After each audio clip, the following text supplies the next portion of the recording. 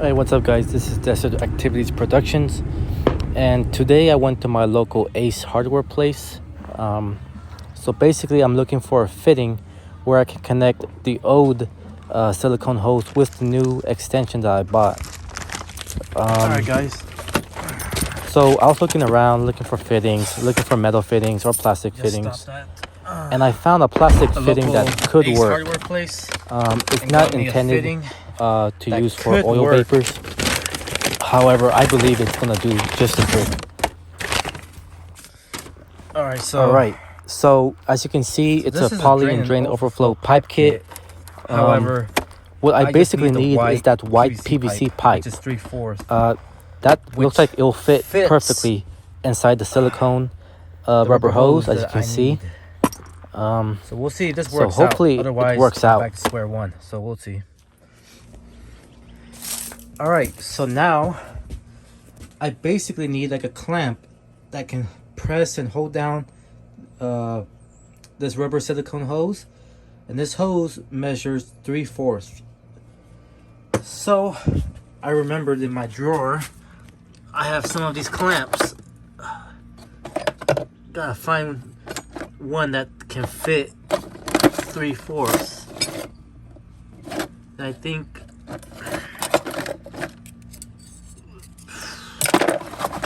one of these will be the best fit. A little bit too big, but maybe.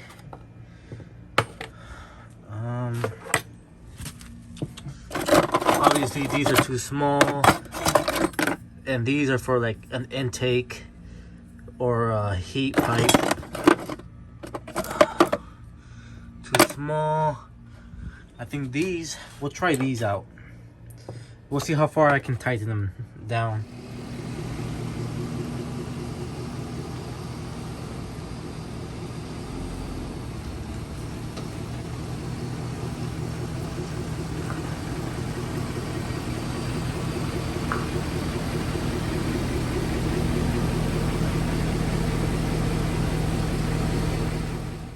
Alright, so when you do the CCV Delete kit, you're basically going to remove the crankcase ventilation box and connect that fitting, and you're going to run a silicone hose. The silicone hose that they give you is approximately only 6 feet. So I ran it across the drum, down the fender well, and I put it real close to the frame, as you can see, right next to the shock tower. So I ran it all the ways down underneath the frame, and that's where it exits currently. And as you can see, all the oil vapors go up because the hose is bent up, and it just releases a bunch of vapors and leaves a bunch of residue. So I'm gonna fix that. As you can see, I'm gonna use some zip ties and then some of the tools. I'm gonna use the clamps that I pre-tightened down as close as I can. The white PVC pipe that I'm gonna fit in the fitting right there where the silicone hose is. Perfect fit. So when I went over to I stopped at another store called Cow Ranch, and I picked up 10 feet worth of rubber spray hose. So this hose is meant for like air pressure, but it'll do what I plan on doing with it, which is just moving and directing the oil vapors to a different direction. The size is a 3/4, so basically I just need to connect both ends.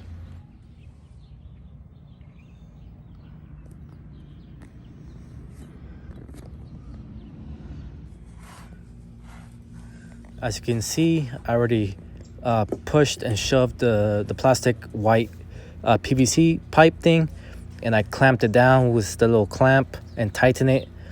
All I need to do is just get the other end and just push it in. As you can see, I got the new hose.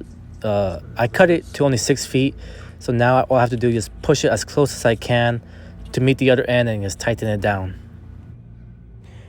Alright, so this is the end result. I pushed it as far as I can where the old hose and new hose meets, and I clamped it down as hard as I can so there's no air escaping. So now I got a zip tie that's underneath the frame all the way towards the gap between the bed and the body. Alright guys, so this will be the end result. So I finished zip tying everything down. I cut the excess silicone hose where the bed and body meet.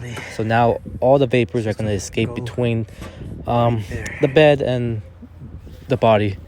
So now when I go to the drive-thrus, or I go to or I'm idling in the parking lot, all the smoke, all the oil vapors will not go in my window or in the drive-thru. Overall, it was pretty easy.